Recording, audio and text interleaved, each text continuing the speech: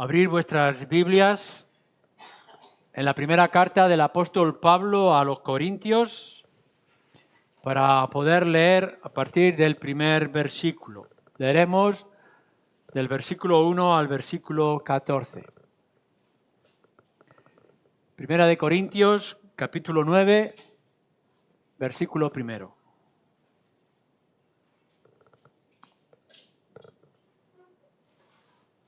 Dice así el apóstol Pablo: No soy apóstol, no soy libre, no he visto a Jesús el Señor nuestro, ¿no sois vosotros mi obra en el Señor? Si para otros no soy apóstol, para vosotros ciertamente lo soy, porque el sello de mi apostolado sois vosotros en el Señor. Contra los que me acusan, esta es mi defensa. ¿Acaso no tenemos derecho de comer y beber? ¿No tenemos derecho de traer con nosotros una hermana por mujer, como también los otros apóstoles y los hermanos del Señor y Cefas? ¿O solo yo y Bernabé no tenemos derecho de no trabajar? ¿Quién fue jamás soldado a sus propias expensas? ¿Quién planta viña y no come de su fruto? ¿O quién apacienta el rebaño y no toma de la leche del rebaño? ¿Digo esto solo como hombre? ¿No dice esto también la ley? Porque en la ley de Moisés está escrito: no pondrás bozal al buey que trilla. ¿Tiene Dios cuidado de los bueyes o lo dice enteramente por nosotros? Pues por nosotros se escribió, porque con esperanza debe arar el que ara, y el que trilla con esperanza de recibir del fruto. Si nosotros sembramos entre vosotros lo espiritual, ¿no es gran cosa si segáremos de vosotros lo material?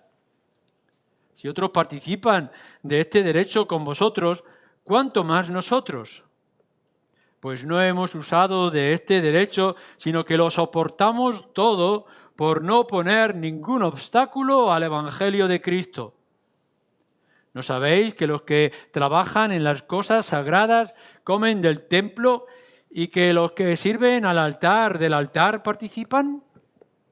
Así también ordenó el Señor a los que anuncian el Evangelio, que vivan del Evangelio.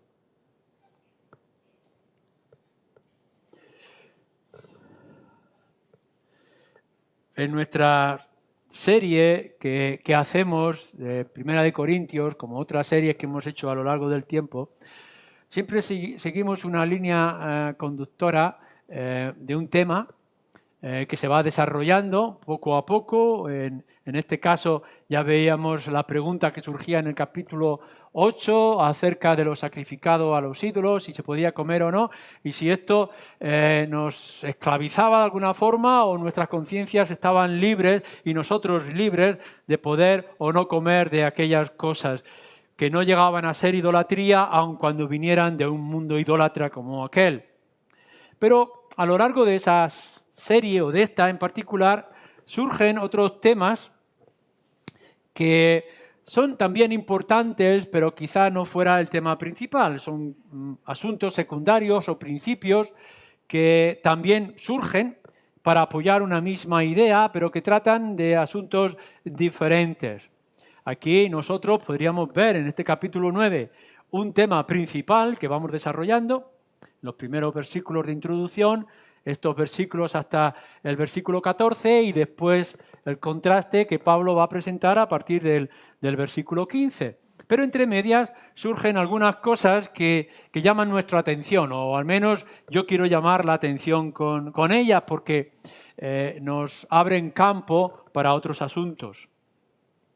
Por ejemplo, que nos está diciendo aquí que los apóstoles, los demás apóstoles, estaban casados y que los hermanos del Señor e incluso Cefas estaba casado. Y aun cuando podemos pasar por alto ese detalle que surge en un versículo concreto, sí nos habla de la importancia del matrimonio, que el celibato, es decir, estar soltero, no es un grado espiritual más grande que el matrimonio, puesto que los mismos apóstoles estaban casados. Y que los apóstoles y los hermanos del Señor incluso en la ciudad de Corinto eran conocidos. Es decir, que había una historia general de Jesús que incluía pues la misma familia y los apóstoles, y que los apóstoles en su ministerio, allá donde iban, pues iban con sus esposas. Y pueden decir, si ellos estaban casados, pues nosotros, Bernabé y yo, también podríamos estar casados. Tendremos que hablar del servicio al Señor, si eso implica estar sin casar, gloria sea al Señor, y si eso implica estar casado, por gloria sea al Señor. Por otra parte, nos dice que nuestro Señor Jesús tenía hermanos, y eran hermanos carnales, y que eran hermanos conocidos. Ya nos dice el libro de Hechos que los hermanos del Señor estaban en la comunidad cristiana, en la iglesia, y que por tanto eran creyentes, aun cuando en un principio no creían. Y que también su testimonio era válido porque incluso los de Corinto podían reconocer a los hermanos de Cristo. Nos habla de derechos. Si leéis en el versículo 4, versículo 5, versículo 6, versículo 17, versículo 18, Pablo una y otra vez está tratando de los derechos. ¿No tenemos nosotros derechos? Y eso nos lleva al capítulo 8, que los creyentes hemos adquirido unos derechos, es decir, unas posibilidades de vida cristiana. Y que eso no está limitado a algunos, sino que se está extendiendo a todos. Los creyentes, por el hecho de saber que Cristo ha muerto por nuestros pecados y que nos ha dado libertad, hemos adquirido unos derechos, unas posibilidades, una oportunidad que tendríamos el gozo de poder disfrutar. La vida cristiana tiene muchas bendiciones que cada uno de nosotros puede disfrutar de multitud de maneras. Esos derechos nos permiten poder reivindicar en su momento y circunstancias la oportunidad de disfrutarlos, aun cuando Pablo aquí más adelante dirá que renuncia por causa del Evangelio a esos derechos. Por ejemplo, no trabajar en otras cosas para poder trabajar en las cosas del Señor, o de comer o no comer conforme nuestra conciencia nos permite, nos dice un versículo anterior. Otra de las cosas que nos viene aquí es la manera en que deberíamos de leer el Antiguo Testamento. Esto es también muy interesante. En una primera lectura puede pasar ligeramente, pero cuando leemos, por ejemplo, en el versículo 9, porque en la ley de Moisés está escrito, no pondrás bozal al buey que trilla. ¿Tiene Dios cuidado de los bueyes o lo dice enteramente por nosotros? Y es curioso cuando nosotros leemos el Antiguo Testamento, que no nos tendremos que centrar únicamente en una historia de desarrollo de aventuras o centrarnos en los 10 mandamientos, sino que hay unos principios que se desprenden a lo largo de toda la ley de Moisés, de los salmos o de los profetas. Que cuando leamos tengamos que detenernos en algunos lugares que aun cuando en un principio no parezcan de importancia, tienen sus principios para nosotros. El hecho de que Dios se preocupara de revelar la palabra de Dios en un momento tan concreto, cuando salían de Egipto de siendo esclavos y ahora se encaminaban a la tierra prometida, quiera revelar cosas y podamos decir, lo ha revelado los 10 mandamientos, que son muy importantes y que los 10 mandamientos son muy cruciales para nosotros hoy. Pero en medio de todos esos mandamientos también, pues se haya interesado de que el buey cuando esté trillando o cuando esté trabajando en la tierra pueda comer. O de otro tipo de actitudes higiénicas o sociales que podamos ver a lo largo de toda esa revelación de la ley. Dios estaba mostrando interés en el buey para que pudiera comer, en el cordero que pudiera tener, pero lo que estaba haciendo era mostrar también que esos mandatos eran para nosotros y que tenían una vinculación para nosotros, como Pablo también aquí está utilizando. Las leyes naturales, cívicas, políticas, militares que pudiéramos encontrar en el Antiguo Testamento estaban pensando para ti, se escribieron para ti, para nosotros como creyentes. Podemos ir desarrollando en un texto como este muchos principios, sin perder el objetivo de la idea principal y central de este capítulo 9, que lo va a desarrollar Pablo en cómo él se rinde y se deja por causa del Evangelio a perder todos sus derechos. Surgen unos temas que son también importantes y que debemos de detenernos por un tiempo.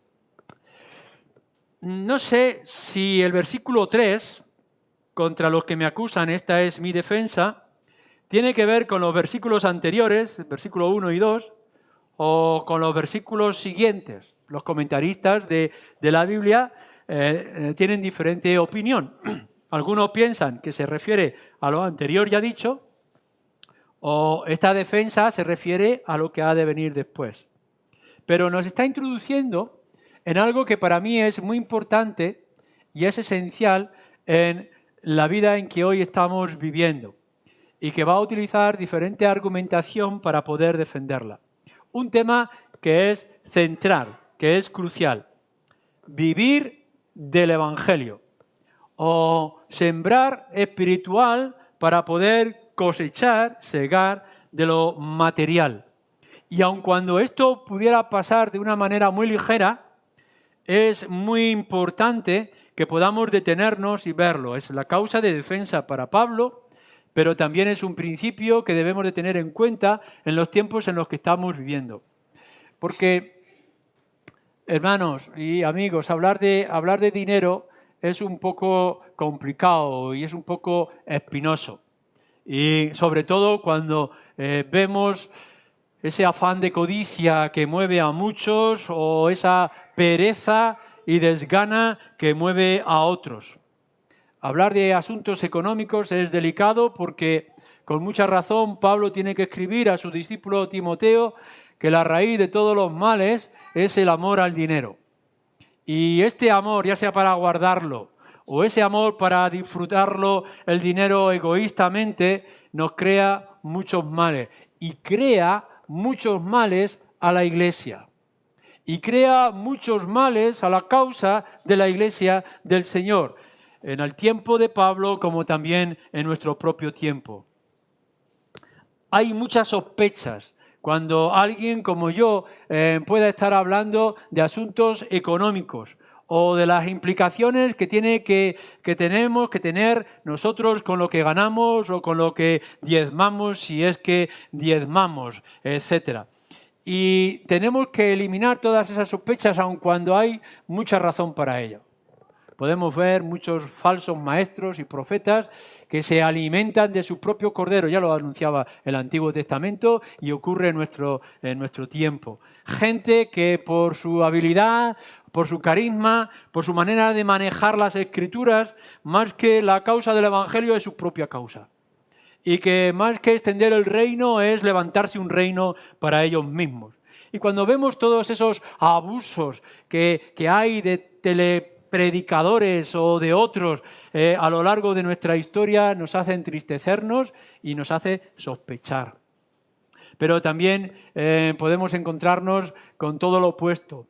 Iglesias que son perezosas, que tienen mucho de hablar o de imagen y de apariencia, pero que lo más que les cuesta es abrir sus carteras o es ser generosos y adorar al Señor con la ofrenda y con los diezmos, que son o deberían de ser parte generosa de una respuesta del corazón convertido.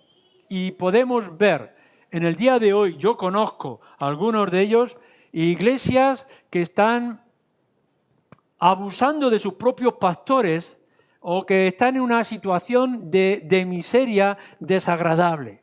Iglesias que tendrían una capacidad para poder enviar obreros, misioneros, evangelistas y que dedican su dinero a cosas secundarias, superficiales o quizá que no es la prioridad del Evangelio. Creo que hoy en día está causando un gran daño. Y no estoy en contra de las ONGs cristianas ni de toda la obra social que los creyentes tengamos que hacer, pero ¿cuánto del esfuerzo de la Iglesia y del esfuerzo de las ofrendas se va a poder levantar hospitales o dar de alimento a los que están hambrientos cuando se nos enseña claramente que la prioridad de la Iglesia es la proclamación del Evangelio? Y que podamos decir que hay mucha gente que alimenta a los pobres o miserables o que lucha por la justicia del mundo. pero que no hace más todavía por causa de las buenas nuevas y de dar respuesta a la necesidad más fundamental del hombre, que es el Señor Jesucristo, estamos perdiendo nuestra comisión o nuestra gran misión como iglesia principalmente. También es cierto que hoy en día hay obreros en medio de nosotros que están abusando de sus propias iglesias para poder alimentar su propio ego o su vanidad, la codicia de las riquezas, a veces de riquezas insospechadas, pero reales, que están dañando la causa del Señor. Yo, por mi parte, en esta mañana me siento con la tremenda libertad de poder hablar de estos asuntos. Libertad y autoridad, que puedo hablar delante de vosotros porque creo que estamos en la buena dirección. En mi caso, ni me falta ni me sobra. Y hemos podido ver una visión, o al menos estamos en camino de tener una visión en medio de nosotros. Me siento protegido y puedo dar gracias a todos vosotros de esta libertad que pueda tener y de esta autoridad con la que puedo proclamar estos principios. Pero no es lo real, no hemos llegado al final y todavía podemos ver mucho mal a nuestro alrededor en nuestra generación. Leer el versículo 11 una vez más. Dice así Pablo en toda su argumentación con respecto a sus propios derechos y la causa del Evangelio, que dirá más tarde. En el 11 dice, si nosotros, tanto Pablo como Bernabé u otros, si nosotros sembramos entre vosotros lo espiritual, ¿es gran cosa si segáremos de vosotros lo material? O, en otras palabras, si hemos sembrado el Evangelio en vuestras vidas y en vuestros corazones, y gracias a que hemos podido llegar, en el principio de la carta lo está diciendo, a vosotros con mucho temor y temblor, pero en el poder del Espíritu, a anunciaros el Evangelio del cual vosotros ahora tenéis y os aprovecháis, ¿cuánto entonces será necesario que nosotros mismos pudiéramos aprovecharnos de lo material? En otras palabras, si no se siembra, no se recoge. Y aun cuando esto es de sentido común, generalmente lo olvidamos. Hay que sembrar, pero cuando se siembra es cuando hay que recoger. Y hay que sembrar para aprovechar y seguir extendiendo. Es bueno, aquellos que conocéis de la agricultura, cuando alguien está sembrando y guarda parte de una semilla, otra vez volver a sembrar la tierra, y cuando se coge otra vez de la cosecha, se guarda otra poca semilla para poder otra vez sembrar la tierra.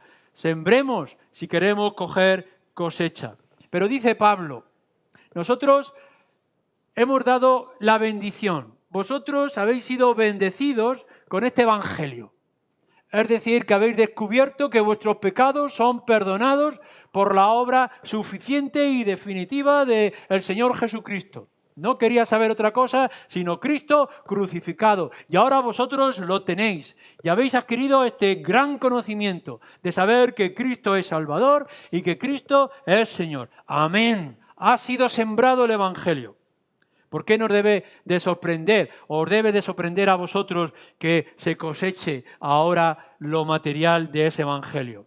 Que las enseñanzas y la edificación de la iglesia de Corinto produzca el fruto que se esparza y que se extienda por otros lugares.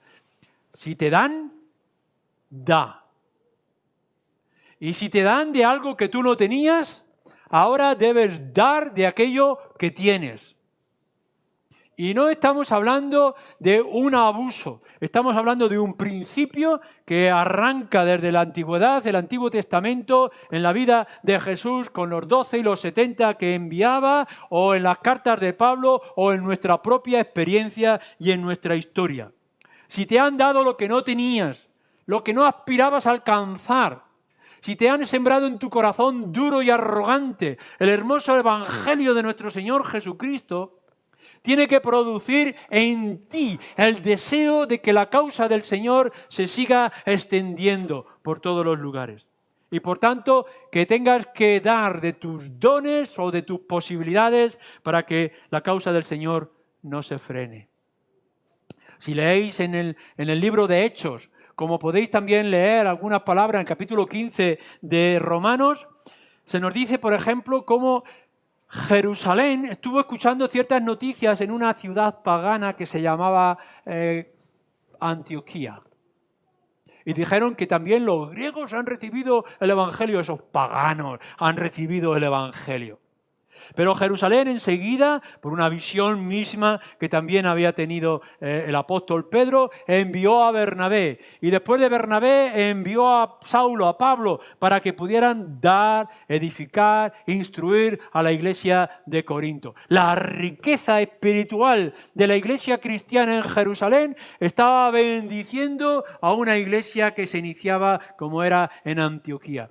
Pero después nos dice que la iglesia de Antioquía cogió fruto, cogió diezmos y ofrendas para ayudar en la hambruna y en las dificultades que tenía la iglesia de Jerusalén, para que la llama de aquella ciudad ante la persecución no se frenara. ¿No es esto el resultado continuo de la obra del Señor? Que unos siembran lo espiritual porque lo tienen y otros ahora dan de esa cosecha que han recibido en las cosas materiales para que la obra del Señor siga avanzando.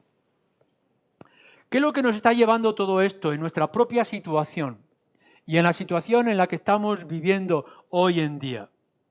Bueno, lo primero que tendremos que decir o que tendremos que clavar en nuestras mentes y en nuestros corazones cristianos es que la prioridad de la Iglesia, el principal punto de partida para los creyentes no es la obra social, no es el alimentar los cuerpos o el ofrecer trabajo o aliviar las cargas de justicia que hay a nuestro alrededor. Por supuesto que son importantes y que a nuestro alcance tendremos que hacer todo lo que sea posible. Pero la prioridad de la Iglesia no es la obra social o de algo parecido. Y no son, por tanto, nuestros mayores esfuerzos en apoyar ONGs cristianas que estén haciendo algo que el resto del mundo seguramente también está haciendo. Creo que mucha de esa obra social, generosa, sí es cierto, por poder aliviar las cargas de la sociedad en la que estamos viviendo, está haciendo mucho daño a la causa principal del Evangelio. Mirar, toda la obra social generosa de ayuda que se está dando en el mundo es una tirita. Es como querer aliviar con un calmante, lo que necesita una operación mucho más profunda y más extraordinaria. El mundo puede tener sus científicos para buscar nuevas vacunas y hombres generosos que dan su vida por la justicia y por acabar con los conflictos bélicos que hay en el mundo. Pero la Iglesia es la única que tiene el remedio para cambiar el corazón del hombre. Y si nos desviamos de esta posición, de esta prioridad, podremos poner todos los calmantes y todos los adornos ante las situaciones terribles, porque siempre habrá pobres entre nosotros, pero en cambio estamos abandonando el único remedio, es que un hombre pecador, sea quien sea, y no importa lo graves que sean los pecados, y no importa la cantidad de pecados que tenga, y no importa la variedad de pecados que cometa, el Señor Jesucristo tiene más abundante gracia para salvar a los pecadores. Y la sociedad puede cambiar si cambia su propio corazón. Y el único que cambia el corazón es el poder del Evangelio. Y los únicos que tienen el poder de los Evangelios somos nosotros, la Iglesia. Y si podemos dejar todo lo demás y poner nuestro mayor esfuerzo en proclamar las buenas nuevas, estaremos cumpliendo con la gran comisión. Lo que está diciendo aquí es que es necesario sembrar lo espiritual.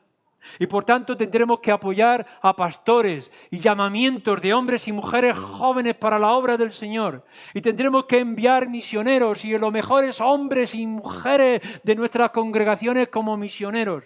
Y tendremos que enviar evangelistas a nuestras calles y cruzarse por todas partes y hacer todo lo que sea necesario para que hombres y mujeres lleven este único remedio, esta noticia esencial.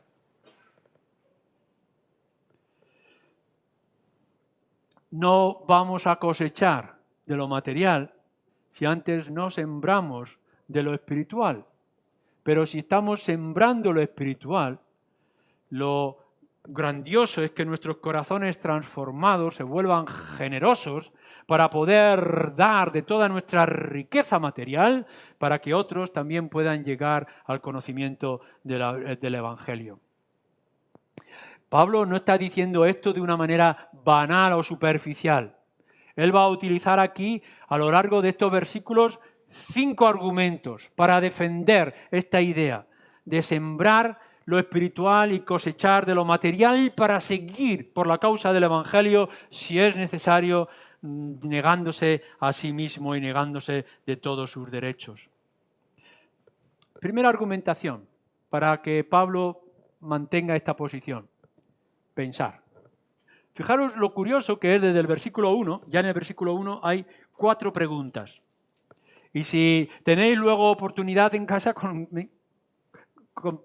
veréis o descubriréis que hasta el versículo 14 hay al menos 16 preguntas. Constantemente Pablo le está haciendo preguntas. No les está diciendo las cosas directamente, les está diciendo piensa. Vamos a ver, piensa. Sentido común. Uso de la lógica y sentido común cristiano, por supuesto, con los principios y leyes cristianas. Hay muchos asuntos que nosotros pudiéramos tratar y que pudiéramos solucionar simplemente por el sentido común y pensando con respecto a los datos que nosotros tenemos. Así que, creyentes, sí, habrá que ir a la Escritura, como ahora vamos ahí, pero lo primero que tenéis que hacer es pensar, mirar. Piensa en estos datos. El mundo está herido. Está herido. Está moribundo. ¿Pero qué es lo que le hace morir? ¿La falta de hambre? ¿La falta de vacunas? ¿O la falta de perdón para sus pecados? Porque nadie se lo anuncia. ¿Qué es lo que nos dice la Escritura y qué es lo que nos muestran los datos? Mirar, las iglesias más pobres en nuestra sociedad hoy en día, de los países más miserables, son los que más misioneros están enviando. Y que las iglesias ricas, iglesias cristianas ricas, son las más perezosas en el llamamiento del Evangelio, la proclamación del Evangelio. ¿Esto no nos hace pensar? ¿No tendríamos que estar pensando cómo está ocurriendo estas cosas? ¿Cómo es que el Evangelio no crece? ¿No crece porque el Evangelio ha perdido su fuerza o porque nosotros hemos perdido la fuerza? ¿Cómo es que no podemos llegar a lo más recóndito del mundo? ¿Porque el mundo se ha alejado o porque nosotros nos hemos alejado? No estamos afirmando nada, simplemente que pensemos que es necesario fortalecer la prioridad, la primera causa de la razón de ser de la Iglesia en este mundo herido en el que nos encontramos, que ir por todas partes y predicar las buenas nuevas de salvación. Pensemos, simplemente argumentemos con los datos que tenemos y analicemos la información para aprender de los errores y acertar en las decisiones. Segundo, Pablo, para argumentar de esta importancia que tiene de sembrar y cosechar, como nos pone, utiliza ejemplos coloquiales o ejemplos cotidianos de cada día. Fijaros en el versículo 7. ¿Quién fue jamás soldado a sus propias expensas? ¿Quién planta viña y no come de su fruto? ¿O quién apacienta el rebaño y no toma de la leche del rebaño? Así que podemos ver el soldado, podemos ver el agricultor y el pastor. Y todo el mundo tendría conocimiento. Hoy podríamos poner otro tipo de ejemplos, quizá los mismos, sí, pero otros, porque la vida social, los trabajos, las actividades han cambiado quizá algo. Pero aquí tenemos que el soldado, cuando va a luchar, no tiene que trabajar para ganarse el sustento. Está luchando y lo están manteniendo para que haga ese trabajo. Es decir, no va con sus propias expensas a comprarse la ropa o a comprarse el alimento o a comprar o a ganarse el descanso, sino que lo tienen que mantener, es un soldado y está luchando por una causa. Y por tanto esa causa o esos que están detrás lo tienen que apoyar. Y lo vemos como algo natural. Y no tendríamos que decir nosotros que los creyentes y la Iglesia tenemos que enviar soldados por la causa del Señor. Que tenemos un reino que descender y un reino que destruir, que es el de Satanás. Y tenemos que apoyar a nuestros propios soldados espirituales. Y tendremos que desprendernos de lo que sea necesario. Porque si los hacen los soldados que no viven a sus propias expensas, ¿cuánto no lo tendríamos que hacer nosotros para quitar sus cargas secundarias y que sean buenos misioneros y buenos evangelistas? O pensar en el agricultor, aquel que está vendimiando y nos dice no es natural que aquel que esté en la vendimia pueda disfrutar del fruto de la vid y que pueda coger de aquellas uvas. Cualquiera de vosotros que ha estado en la viña y ha visto un buen racimo, no ha cogido unas uvas, se las ha llevado a la boca. ¿Cómo es que nuestros agricultores, los que están cosechando en esta mies tan inmensa y tan extensa y tan necesaria, no se van a alimentar de lo poco que puedan coger o trabajar en la tierra? Si el agricultor se alimenta de aquello que está trabajando, cuánto más la causa espiritual se tiene que alimentar de la causa material o la cosecha material que podamos producir. O el pastor de ovejas, que de pronto tiene un vacío en el estómago o una necesidad y no toma de algo de la leche de las ovejas que está pastoreando para alimentarse. Y si lo hace el pastor de ovejas, no tiene que hacerlo los pastores y los obreros que están extendiendo, trabajando y obrando para la causa del Señor, para la edificación de la iglesia, para fortalecer la obra del Señor. ¿No tendrán que alimentarse de lo que la iglesia está produciendo? Si lo podemos ver en los ejemplos cotidianos de cada día, ¿por qué nos va a extrañar que no ocurra y que debía de ocurrir en nuestras propias iglesias? Fijaros una tercera argumentación. No solamente es que los creyentes y las iglesias teníamos que pensar en los datos y la información que tenemos y que tendríamos que analizar los ejemplos que la naturaleza y nuestra sociedad nos pone, que el mundo es más sabio que nosotros a la hora de practicar o de obrar. Nos dice en tercer lugar acerca de los ejemplos del Antiguo Testamento. Y entonces nos va, versículo 9, a la ley de Moisés, o nos va, en el versículo 13, acerca del templo y del altar. Y Pablo lo que nos está diciendo es esto, mirar, el que Dios proveyera unas leyes y una norma para que el buey, cuando iba con su yugo, arando y ablandando la tierra, pudiera comer de lo que en aquella tierra se estaba produciendo, lo veía algo natural. No le tapes la boca al buey mientras trilla o mientras ara la tierra. Permítele que pueda comer y pueda alimentarse, porque su fuerza va a trabajar o va a obrar para bien de la tierra. ¿Está diciendo eso porque tendría un interés especial por los bueyes o lo está haciendo para nosotros mismos? Si Dios provee de esas normas, incluso para los bueyes, ¿cómo no va a proveer de los principios para nosotros? Si el buey puede comer, ¿cómo el obrero de la causa del Señor para sembrar lo espiritual no va a comer y no se va a alimentar? Si tratamos con dignidad a unas bestias como son aquellos bueyes, ¿cómo no vamos a tratar con dignidad a aquellos que están trabajando para la causa del Señor? O cuando nos dice acerca del templo y del altar, los sacerdotes del Antiguo Testamento, en la ley de Moisés, recibirían las ofrendas tanto en especias como en dinero, y una parte de ellos era para su propio bienestar. No tenían tierra y por tanto lo único que tenían es que era la herencia del Señor y que el Señor proveería a través de las ofrendas que podía traer el resto de la nación. Y ellos se alimentaban tanto de lo que había de altar como lo que había en el templo o en el tabernáculo. Y si esto era así en los sacerdotes, que era una institución limitada al pueblo de Israel, ¿cuánto más tendría que verse en nosotros que tenemos que conquistar el mundo?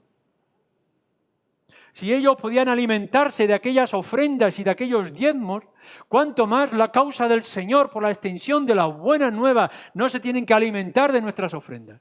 Y cuánto más nosotros deberíamos de ser generosos en dar para que la obra del Señor no se frene o no se limite, sino que se extienda y crezca por todos los lugares. El Antiguo Testamento nos da base para poder verlo. El Señor proveyó en unas circunstancias y nos enseñan que nosotros debemos de proveer en nuestras propias circunstancias. En cuarto lugar, utiliza argumentos de otros ejemplos y de otras personas que están a nuestro alrededor. Fijaros en el versículo 5. No tenemos derecho de traer con nosotros una hermana por mujer, como también los otros apóstoles y los hermanos del Señor y Cefas. O el versículo 12. Si otros participan de este derecho sobre vosotros, ¿cuánto más nosotros? En otras palabras, Pablo le está diciendo a la iglesia de Corinto, mira, vosotros conocéis a los apóstoles, a los otros apóstoles, y conocéis a los hermanos del Señor, habréis oído hablar de ellos. Ellos tienen sus mujeres y tienen sus familias y los mantienen y van juntos, sus mujeres los acompañan. Y esto es lo más normal y lo más natural. Nadie se sorprende que los demás apóstoles, incluyendo Pedro, esté casado y que tenga a su mujer con él cuando va a la actividad. ¿Por qué os sorprende que nosotros no podamos exigirlo o esperarlo? O mirar acerca de los que se han aprovechado de vosotros mismos, otras personas, hombres que hubieran levantado en la iglesia de Antioquía y habían recibido algún beneficio de parte de la iglesia. Y vosotros lo habéis visto como algo natural. No deberéis de pensar que es natural que nosotros también lo pudiéramos pedir, dice Pablo, con Bernabé también. Así que nosotros lo vemos a nuestro alrededor, que se está haciendo.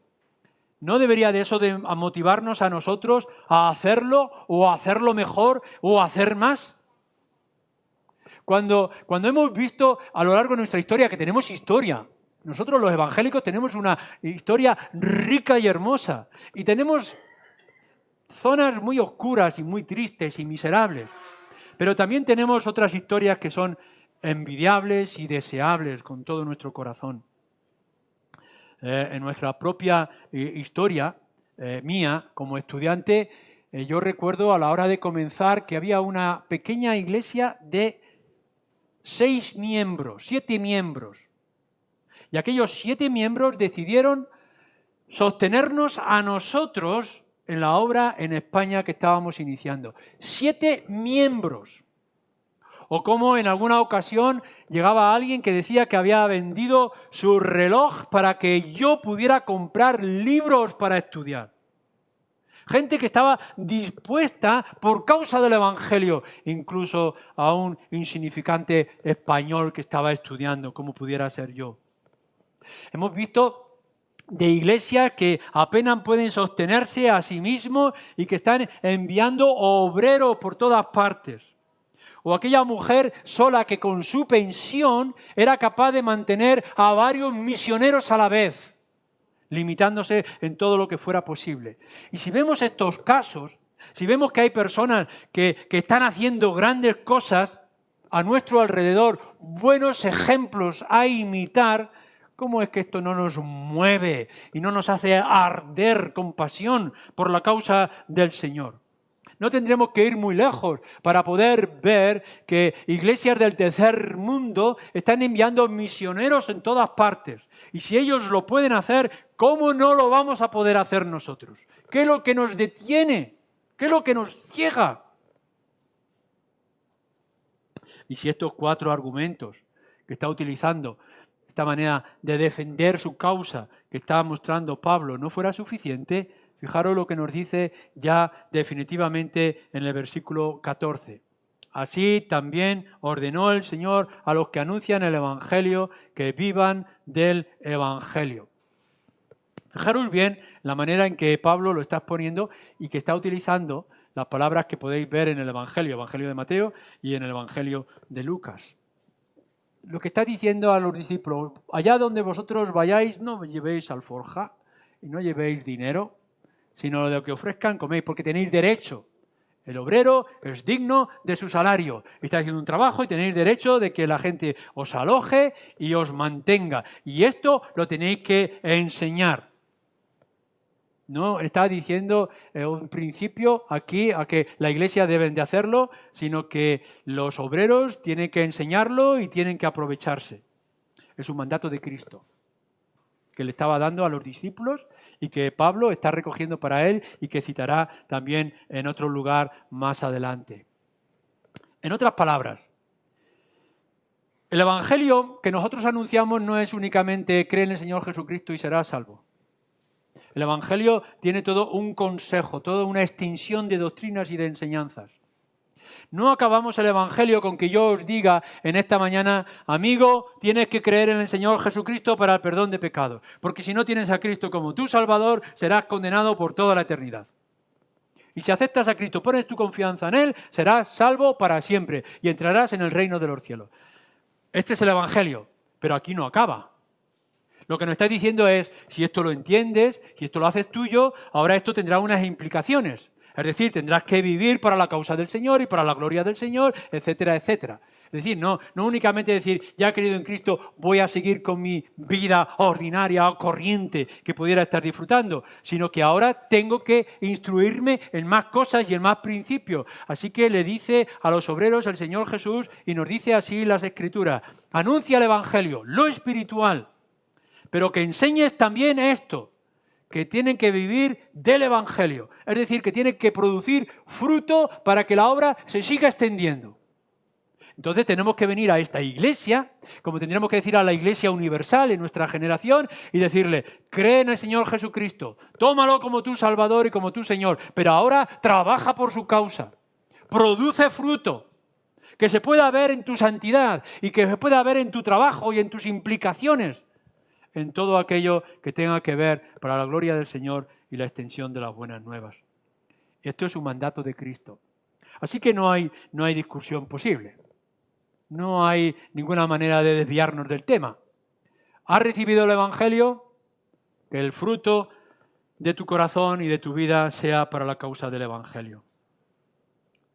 Ahora bien, después de haber dicho esto, el apóstol Pablo tiene que señalar, lo va a hacer en los versículos siguientes, pero también lo hace aquí mismo. Fijaros en el versículo 12.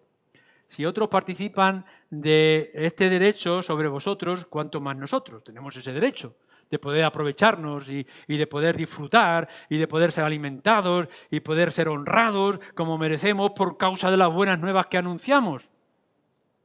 Pero no hemos usado de este derecho, sino que lo soportamos todo por no poner ningún obstáculo al Evangelio de Cristo. Pablo está diciendo, tenemos derecho a esperar, tenemos derecho a que la iglesia de Antioquía o cualquier otra iglesia en Cristo que ha recibido lo espiritual, el Evangelio, y ha alcanzado la salvación que no merecía, ahora puedan apoyarnos y puedan ayudarnos y puedan encauzarnos.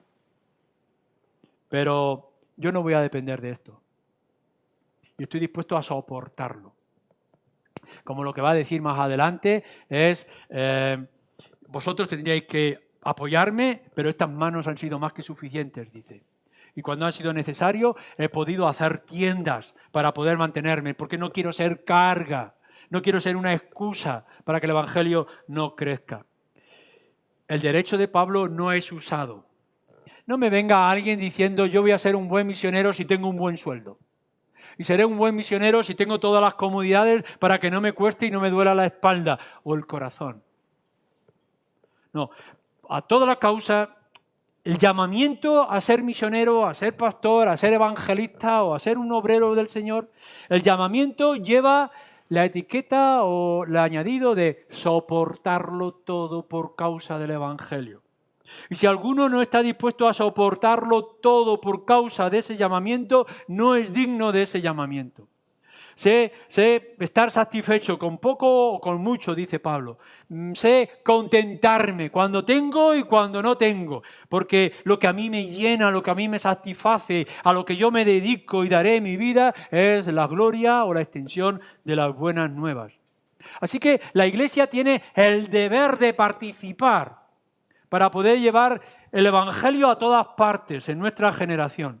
Pero el misionero o el obrero tiene el deber de dar su vida entera por causa de este Evangelio, tenga o no tenga. Tenemos que rechazar ese mercadeo de pastores y ese mercadeo de iglesias con el negocio del dinero o de las satisfacciones o de las comodidades.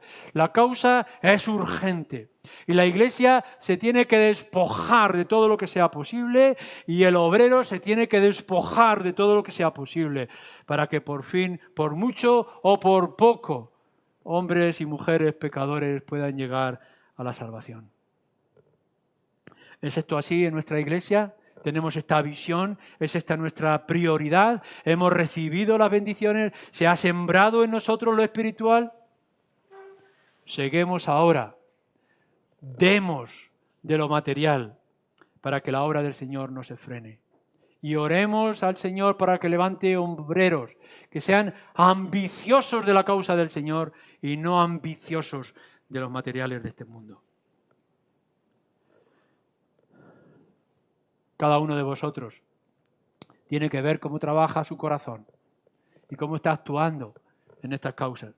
Cada uno tendrá que dar, tendrá que obrar, tendrá que actuar, tendrá que responder según su conciencia delante del Señor. Pero es un sacrificio dar, pero tiene la satisfacción de recibir. Que podamos dar de lo mucho que el Señor nos ha dado para que podamos recibir la satisfacción y siempre contentos, que es la causa del Señor y no la nuestra. Amén.